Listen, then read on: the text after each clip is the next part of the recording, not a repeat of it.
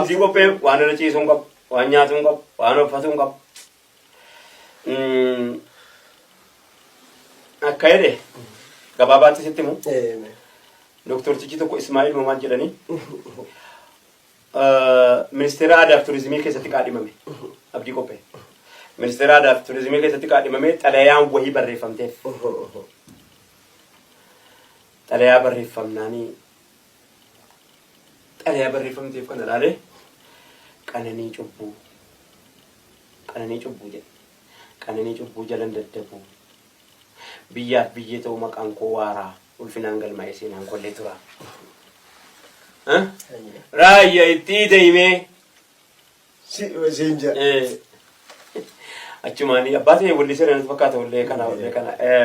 Uffadhee bobba'ee galuu taayitaatii yottaan kajeelu. Qananii quufa qochumaa hidhamaa du'aa saamamaa aanaan jibbamaa sammuun qomamaa muramuu mormaa yoomiin ayyamaa.